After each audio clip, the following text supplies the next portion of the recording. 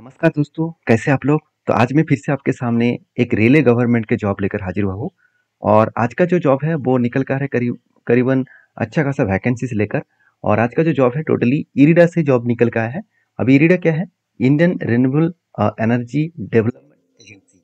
मतलब आप रेलवे के जितने सारे एनर्जी डेवलपमेंट मतलब काम होते हैं, मतलब जैसे सोलर प्रोजेक्ट हो गया, हाइड्रो प्रोजेक्ट हो गया, विंड प्रोजेक्ट हो गया, इस तरीके से प्रोजेक्ट में अगर रेलवे कंपनी काम कर रहे हैं तो उसके लिए जो लोन का डिपार्टमेंट है, मतलब लोन सैंक्शन करने का जो डिपार्टमेंट है, वो यही कंपनी प्रोवाइड करते हैं।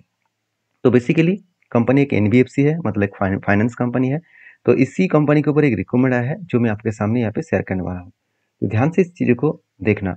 सबसे पहले मैं नोटिफिकेशन के बारे में चर्चा करूंगा। तो नोटिफिकेशन के पेज के ऊपर आ चुका हूँ। यहाँ पे देखिए एडवर्टाइज नंबर कौन सा दिन में आया है, रेफरेंस नंबर यहाँ पे मिल जाएगा। तो आप देख सकते हैं इरिडा जो है उसमें आपको जो ऑफर कर रहा है। और बेसिकली जॉब का जो डिस्क्रिप्शन है आप देख सकते हैं। अलग अलग पोस्ट है, जैसे कॉर्पोरेट अकाउंट, साथ ही साथ रिसोर्स रेजिंग, साथ ही साथ मैनेजमेंट अकाउंट, साथ ही साथ cost accounting, financial management, financial accounting, regulatory जो कॉम्प्लेंस, उसके साथ साथ इनडायरेक्ट और direct taxation and audition, sorry auditings. तो इस तरीके से अलग अलग कैटेगरीज के पोस्ट दिया गया है। कुल मिलाकर 10 वैकेंसीज है। और duration of the industrial training, आपका ट्रेनिंग ड्यूरेशन रहेगा 12 मंथ एंड मैक्सिमम 15 मंथ। और एजुकेशन क्वालिफिकेशन जो है वो आपको ग्रेजुएशन होना चाहिए, और वो भी 60% मार्क्स लेकर आपको ग्रेजुएट पास होना चाहिए। और उसके साथ साथ आपका कुछ मतलब इंटरमीडिएट जो एग्जामिनेशन होगा both group state wise 60% marks होना चाहिए, ICWAI के ऊपर और CMA के ऊपर। इस तरीके से क्वालिफिकेशन भी आप पास आउट कर चुके हैं तो आप अप्लाई कर सकते हैं। एज लिमिट 18 ईयर्स से 27 ईयर्स तक रखा गया है। और स्टाइफन आपको मिलेगा 25,000 के आसपास पर मंथ। और बेसिकली आपको पहले ही मैं बता चुका हूँ, जो टाइम ड्यूरेशन रहेगा 12 से 15 मंथ, मतलब 1 से 1.5 साल के अंदर अंदर, 1.5 साल नहीं, 1 साल और 3 मंथ के अंदर अंदर। तो टोटल जो एप्लीकेशन फीस है वो जीरो है, कोई भी चार्जेस नहीं है, किसी के लिए भी चार्जेस नहीं है। चाहे वो SC हो, चाहे वो ST हो, चाहे वो OBC हो, चाहे वो जनरल हो। तो प्लेस ऑफ पोस्टिंग जो न्यू दिल्ली में आपको पोस्टिंग होगा। और लेवल जो है 1 डेज लेवल पर मंथ, मतलब 1 डेज लेवल पर मंथ के हिसाब से आपको the addition of training shall be eligible 60 days living without the stipend.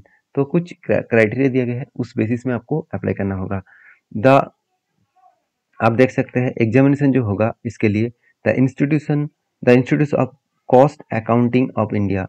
तो आप देखेंगे तो कैसे अप्लाई करेंगे उसका डिटेल्स डेटा में यहाँ पे दिया गया है। तो इसका लिंक मैं आपको दे दूंगा, यहाँ पे एक लिंक है, इस लिंक में जाकर आपको फॉर्म को भरना होगा। और फॉर्म कब का भरना होगा? 14 तारीख से पहले। तो मतलब 14 जून, उससे पहले आपको फॉर्म फिलअप करना होगा। और मोड ऑफ सिलेक्शन, तो आपको सिलेक्शन किस बेसिस में होगा? देखिए candidate will be short list of for interview based on percentage, मतलब आपका कितना परसेंटेज नंबर है उसके बेसिस में आपको इंटरव्यू में बुलाया जाएगा।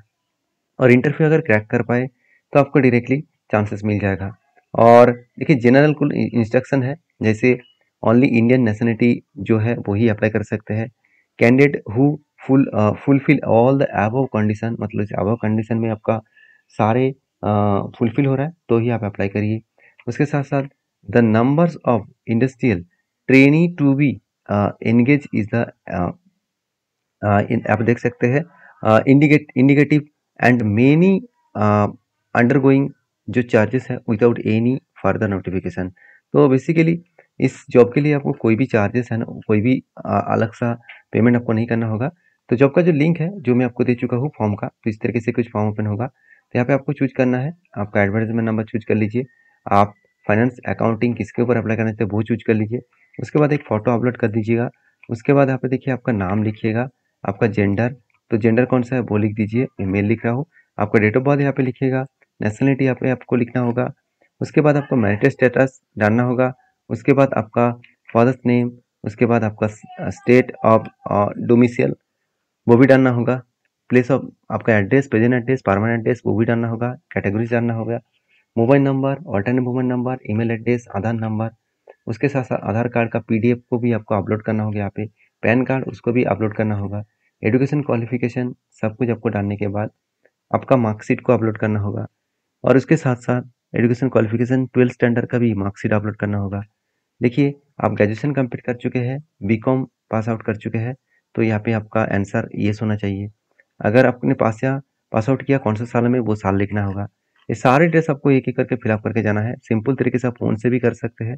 अगर इसमें कोई भी डाउट है तो मुझे क्वेश्चन करिए, या फिर लास्ट में आपको इस चेक बटन को ऑन करना है, उसके बाद सबमिट कर देना है। सिंपल तरीके से इस फॉर्म को आप फिल अप कर सकते हैं। आई होप वीडियो में जानकारी अच्छा मिला होगा।